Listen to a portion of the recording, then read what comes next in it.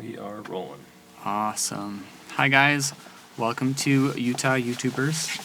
Today I am filming or interviewing Weston Childers. He's a really good friend of mine. We've been working together making commercials and films since 2012, I think it was. Around 2012 is when we met. Yeah. So share with us your experience of filming content for YouTube. So I have done multiple channels and also have helped clients build channels. All of them, there's a lot of variance in them. Stuff that I've done myself has been like educational content on YouTube, educating about, I own a film production company.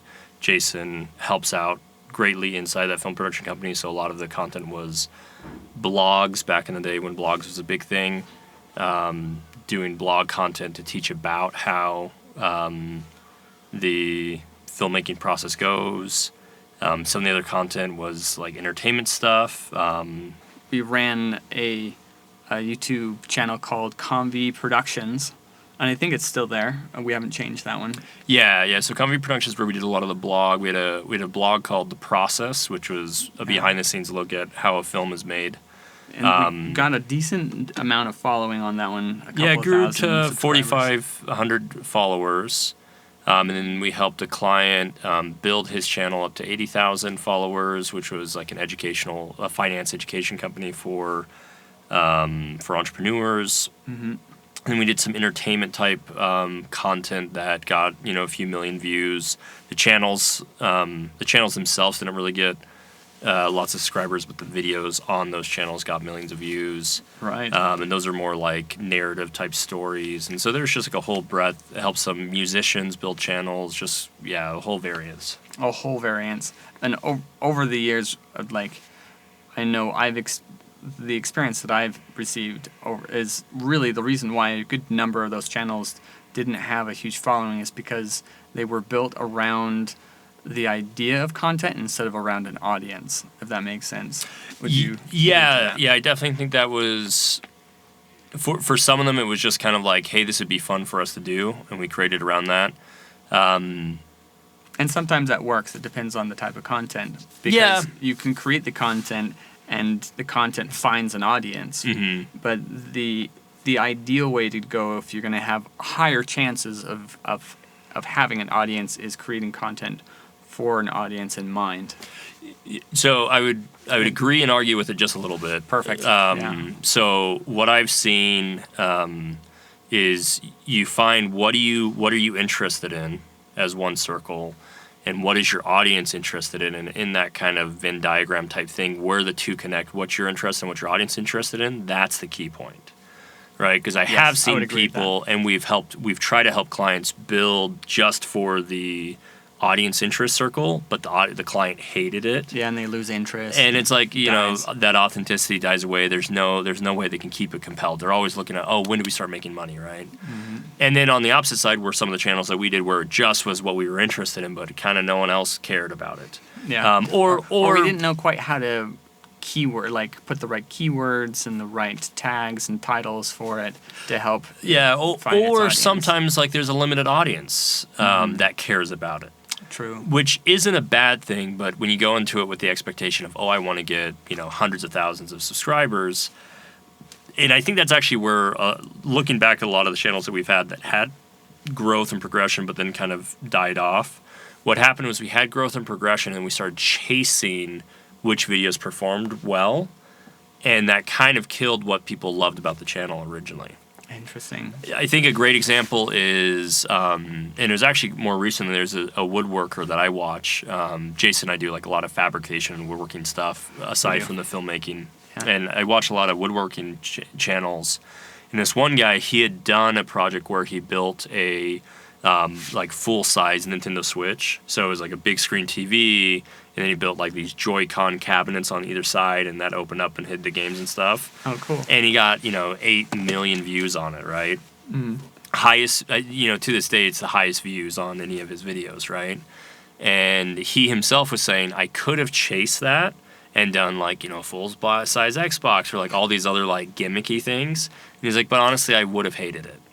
he loves making these really like finely crafted tables and cabinets and things like that.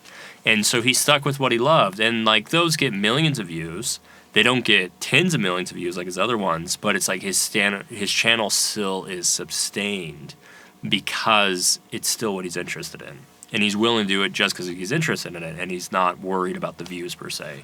That's beautiful. So it's definitely kind of I like that statement. Don't chase it per se. Yeah. Always just keep in mind this is your interest, this is your audience interest, and just try to stay focused on what is the thing that coincides. That happy medium, and you're welcome to go like more into things that are more interesting to you and more passionate about it, and your audience may not so much. But that, like, it's definitely a mix, and it's exploring all of your different things, Yeah. So, one of the other things that we work on a lot together is building studios, and it's part of that woodworking side. In fact, this is one of the first studios we built. This is it used to be a boiler room back in like the 50s, right? Yeah. So my house, where we run our office out of, is kind of a little interesting. It has like a basement, and then below the basement there's like a boiler room. Yeah. And it's like this weird space that had horrible echo. It was like creepy. It was. Visitors coined it the murder basement because it looked like it was a place where people had been killed prior. And so Jason and I set out to make it not the murder basement. Yeah. And it's now the studio. And yeah, it just was kind of revamping it, using some of the industrial concrete and stuff that you can see behind us, getting the lighting right, getting these sound panels that Jason built to dampen it, to alter the acoustics. And then what's cool is these panels all can be removed or adjusted, so we can tune the acoustics for, we've done drum recordings in here, and we wanted a few panels out, so we had just a little bit more reverberation. So that was one of the studios that we built. But yeah, predominantly we built studios for people doing like high-end Zoom calls as well as YouTube channels. Yep. And so anything specific that you wanted to kind of talk about on that? Any advice that you would have for someone who's trying to build their own YouTube studio, like talking head YouTube studio? Yeah. So I actually have a video on our Conv channel that kind of goes over a lot of it, and we can link towards it. But really always what I go towards is the equipment should not be the first thing you should care about. Every time someone asks me, like, oh, what equipment should I get? what camera should I get? It's like, dude, who freaking cares what camera? I've created 3 lists, of like what budget you have. A $600 budget, a $1,000 budget, and a $1,200 or what? I think actually the last one was like the $3,000 budget. Yeah. Anyway, depending on what people are willing to spend, because it really doesn't matter. And we just built a high-end studio that, as we went through it, the client wanted to use her iPhone because that's what she was more familiar with. And it made sense because then they could edit on their iPhone, and, their distribution was through their iPhone. So it just made sense. So we built it out like we would a normal studio, but the camera was an iPhone 15. And it looks great. And so I guess where I'm going with that is your lighting and your location are the key components to making it look good. Your camera really doesn't make that much of a difference as long as you are getting the right amount of data to your sensor. And lighting is going to help with that data being revealed to the sensor. Always what I recommend is you as the subject, you want to be at least 6 feet from the background. Right here, we're, I think, 6 or 7 feet. Yep. And so it helps to get separation. We've got separate lighting on the back than we do on us in the foreground.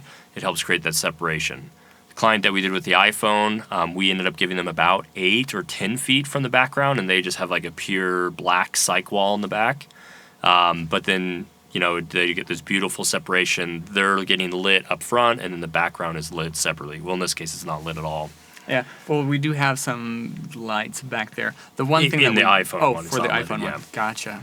Yeah. And then we have like a podcast studio we built for someone. Same thing. They're about 6 feet off. Actually, the one that is on the YouTube video that Jason will link, that one, you'll still see the same thing. They're about 6 feet off the background. Background's lit separately. It's got this cool logo.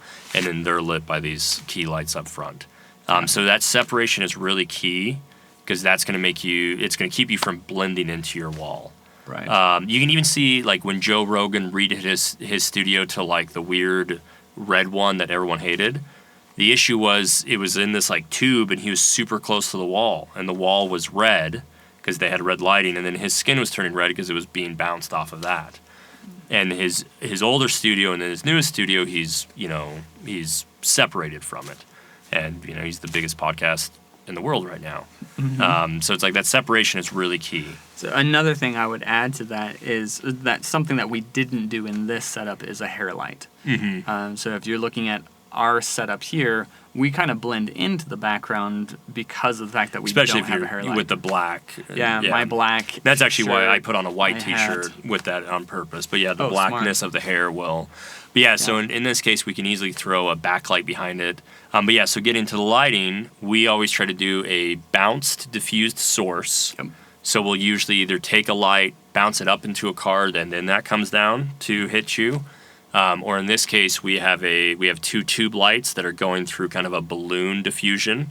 It's like wrapped around, and that's giving a nice. I'll do a quick video too to show that. And that just gives like a really soft light. And then one of our clients, he's got a sharper face, and so we didn't want this kind of soft light. Like I have a pretty sharp face, and this type of lighting doesn't really look that great on me.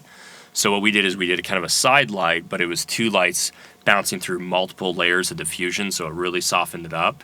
And then that was about 5 feet away from him, so it softened up even more. And then we get more of a cinematic kind of side lighting on his.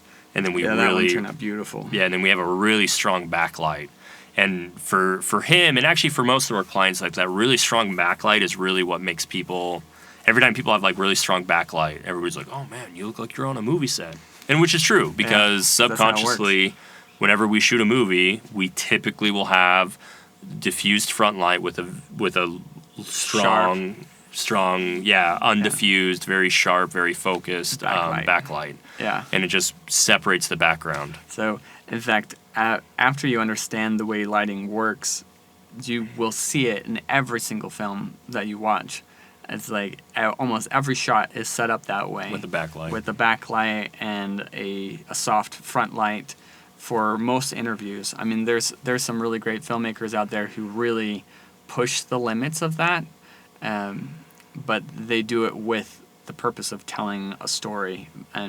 But we won't go into telling story today. That's I even made a T-shirt that says, I look better backlit. That's right. Well, thanks, Weston. Anything else you want to tell the audience about, or anything for someone who's filming in Utah, a YouTube channel? Any advice you'd have for them?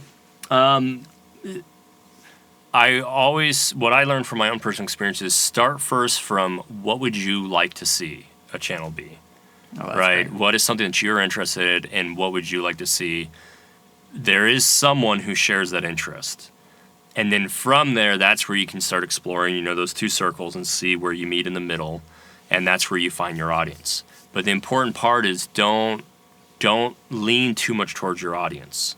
It's important you got to kind of keep a balance, even with like storytelling, right? It's like you don't want the story or the movie to be only about you, right? That's what you get in the film festivals, and then they're friggin' annoying.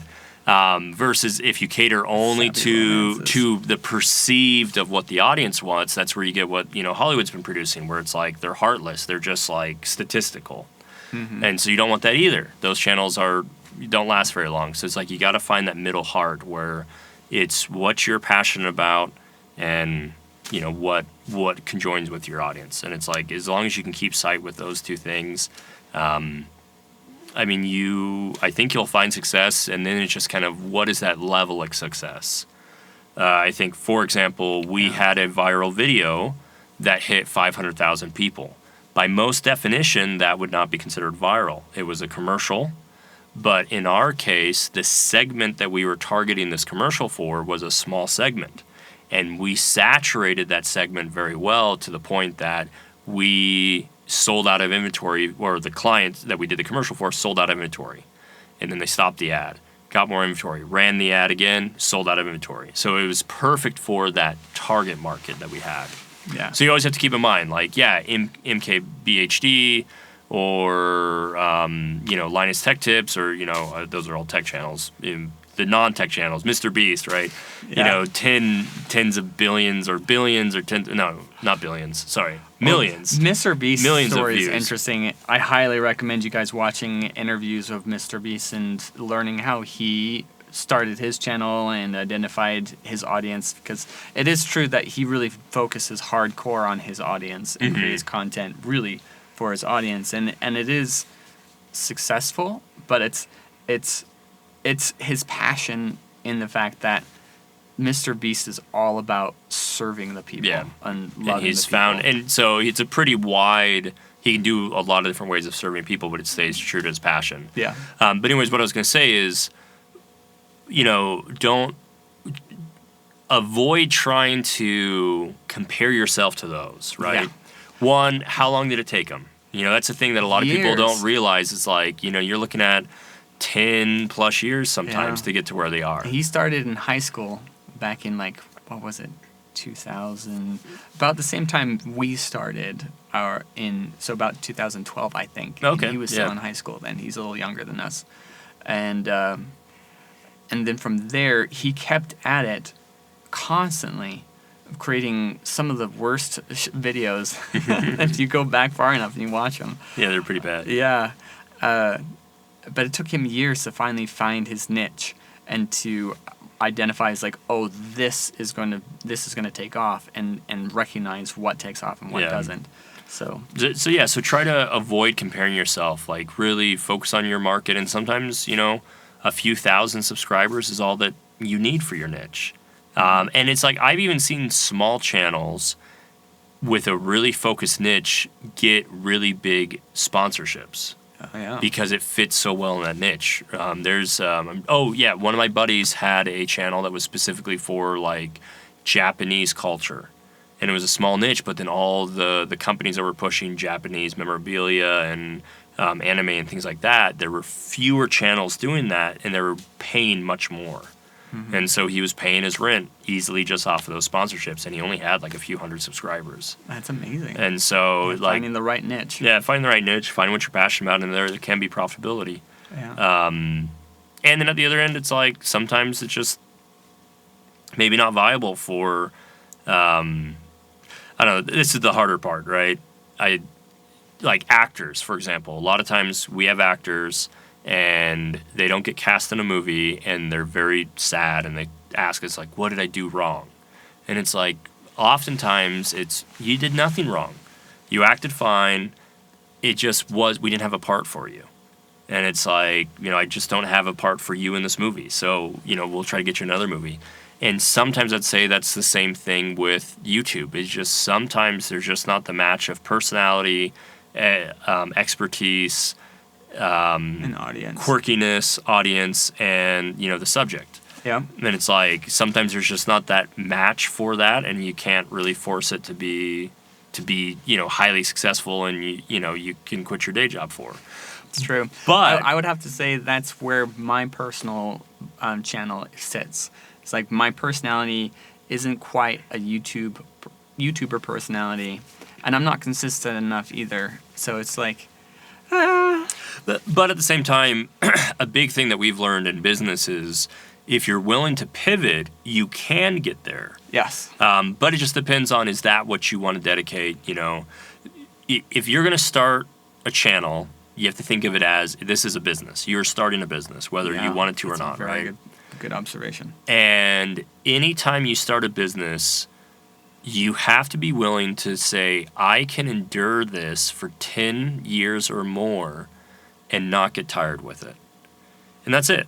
Like, it takes time to make a business successful, a YouTube channel successful, a band successful. It takes time. And so you have to be willing to, can I dedicate time to this, and can I be willing to pivot along the pathway, right? We pivoted 10, 20 times in our film production company to get it to be successful. The people that I've seen grow their channels to be really successful, they as well, you know, pivoted 10, 20 times over 10 years or more, and they got it to work. Yep. And so it's like, there is a way if there's the will and the humility, honestly, because I think we've both worked with some people that are just unwilling to change their minds about what they believe their YouTube channel should be.